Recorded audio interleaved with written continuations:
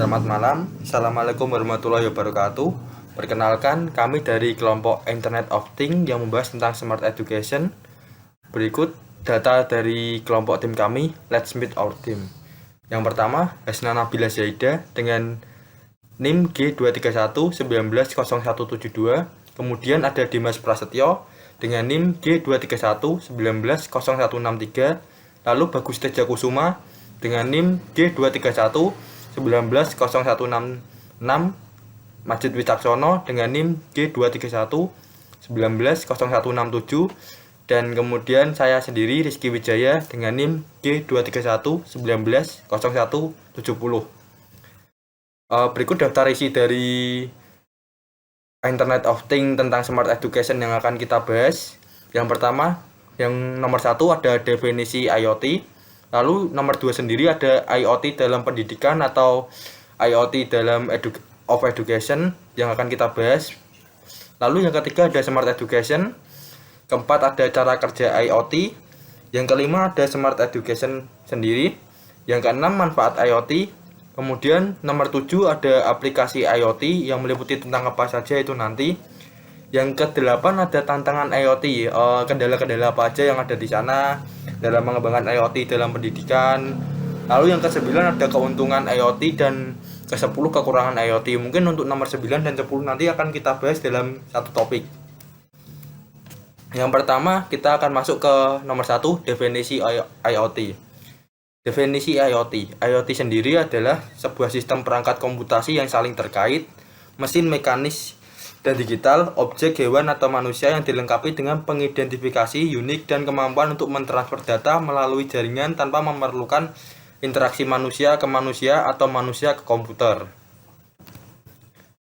Lalu kita akan membahas yang nomor 2, IoT dalam pendidikan. Setelah definisi IoT yang kita bahas tadi, mungkin kita akan membahas tentang hal yang lebih spesifik, IoT dalam pendidikan. Salah satu solusi IoT dalam pendidikan adalah mulai merambah ke sektor pendidikan karena sangat konservatif. Pertumbuhan IoT telah memberikan pengaruh positif pada pendidikan dan bagaimana teknologi digunakan perlahan berubah dari aplikasi statis ke ruang kelas interaktif. Mungkin salah satu contoh yang dapat saya paparkan itu adalah ruang guru, di mana ruang guru mengambil data dari siswa-siswanya atau anggotanya yang ikut dalam ruang belajar itu, lalu mereka akan diarahkan ke sesuai dengan mungkin lebih ke bakat atau passion mereka. Jadi IoT akan menangkap data tersebut, lalu akan diarahkan lagi sesuai dengan bidang murid atau anggota yang sudah mendaftar di ruang guru. Mungkin salah satu yang dapat saya paparkan adalah ruang guru. Yang ketiga, Smart Education. Smart Education adalah sistem IoT terdiri dari sejumlah blok fungsional untuk memfasilitasi berbagai utilitas sistem seperti penginderaan, identifikasi, aktuasi, komunikasi, dan manajemen. Blok fungsional ini adalah perangkat, komunikasi, layanan manajemen, keamanan, dan aplikasi. Yang keempat, bagaimana IoT bekerja? IoT bekerja yang pertama menggunakan sensor atau perangkat, yang kedua koneksivitas, yang ketiga pemrosesan data, yang keempat antarmuka pengguna. Untuk yang pertama, sensor atau perangkat adalah komponen utama yang membantu mengumpulkan data langsung dari lingkungan sekitar.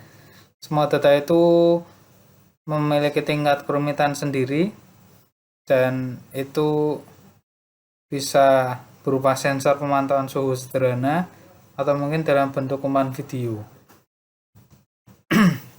Yang kedua, koneksivitas.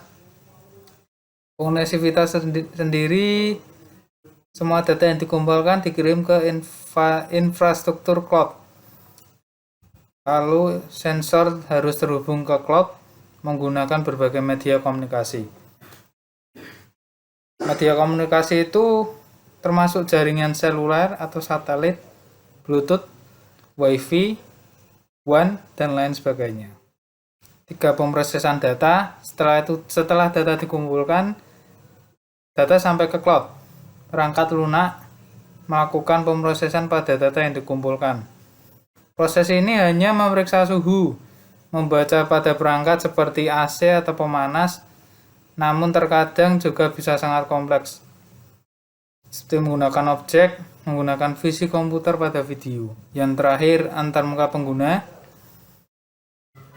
Informasi tersebut harus tersedia bagi pengguna dalam beberapa cara yang dapat dicapai dengan memicu alarm di ponsel atau mengirim pemberitahuan melalui email atau pesan teks.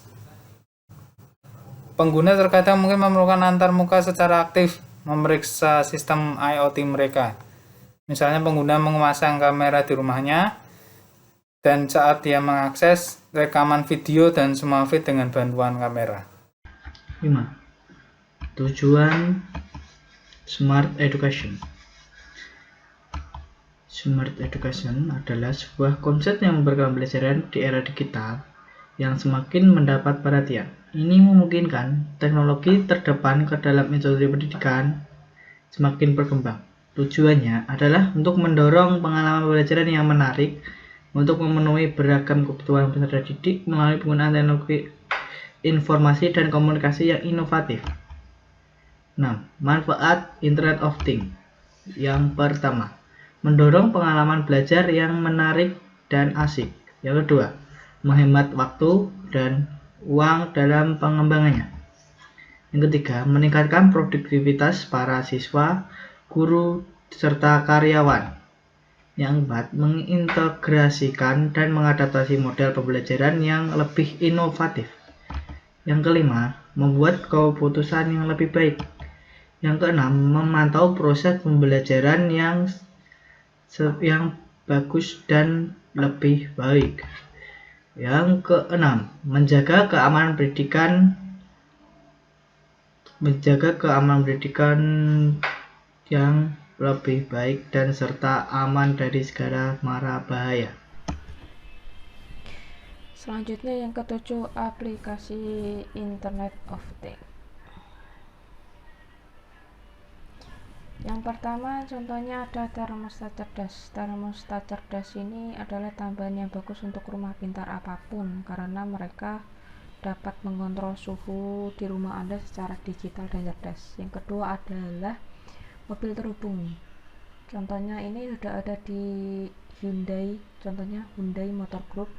Ini membuat Anda dapat menemukan rute real-time terbaik melalui sistem navigasi yaitu Maps, memeriksa cuaca, berita, dan informasi penting lainnya dengan perintah suara saat mengemudi, dan bahkan bisa mengontrol berbagai hal yang ada di rumah Anda. Yang ketiga ada pelacak aktivitas, contohnya sudah ada di smartwatch yang bisa memantau dan melacak terkait kebugaran seperti jarak berjalan atau berlari kita, konsumsi kalori kita, dan dalam beberapa kasus yaitu detak jantung kita. Yang keempat yaitu sensor parkir. Sensor parkir atau yang juga disebut sensor mundur itu adalah perangkat elektronik yang dipasang pada bagian belakang kendaraan yang bisa mendeteksi bagian belakang kendaraan sehingga dapat menghentikan kendaraan sebelum menyentuh atau menabrak bagian yang tidak terlihat dari kabin kamera. Yang kelima, hubungan kesehatan. Ini sama halnya dengan smartwatch tadi. Kita bisa mengecek kesehatan kita dan bisa terkoneksi dengan mudah melalui handphone. Yang keenam yaitu kota pintar atau smart city. Ini mungkin semua negara menginginkan kotanya smart city ya. Smart city merupakan sebuah visi pengembangan perkotaan untuk mengintegrasikan teknologi informasi dan komunikasi beserta teknologi internet untuk segala dengan cara yang aman untuk mengelola aset kota. Jadi mengelola kota dengan mudah. Yang ke-8, tantangan Internet of Things. Yang pertama yaitu pengujian dan pembaruan yang tidak memadai. Yang kedua yaitu kekhawatiran tentang keamanan dan privasi data yang mungkin aja bisa tersebar dan bocor ke orang lain. Yang ketiga, kompleksitas perangkat lunak. Yang keempat, volume dan interpretasi data.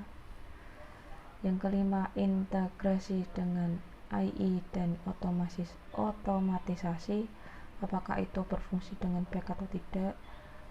Yang keenam, perangkat membutuhkan catur daya konstan yang sulit. Dan yang ketujuh, interaksi dan komunikasi jarak pendek.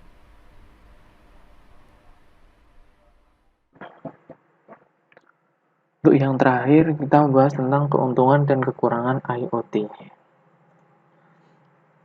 Keuntungan IoT.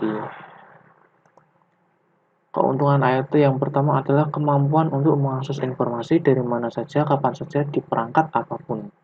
Yang kedua, peningkatan komunikasi antar perangkat elektronik yang terhubung. Yang ketiga, mentransfer paket data melalui jaringan yang terhubung, menghemat waktu dan uang. Dan yang keempat, mengotomatiskan tugas, membantu meningkatkan kualitas layanan bisnis dan mengurangi kebutuhan akan campur tangan manusia. Selanjutnya kita membahas dengan kekurangan IoT. Kekurangan itu yang pertama adalah seiring bertambahnya jumlah perangkat yang terhubung dan semakin banyak informasi yang dibagikan antar perangkat, maka potensi peretas untuk mencuri informasi rahasia juga meningkat. Yang kedua, perusahaan pada akhirnya mungkin harus berurusan dengan jumlah besar, bahkan mungkin jutaan perangkat IoT, dan mengumpulkan serta mengelola data dari semua perangkat itu akan menjadi tantangan. Dan yang ketiga, jika ada bug di sistem, kemungkinan setiap perangkat yang terhubung akan rusak.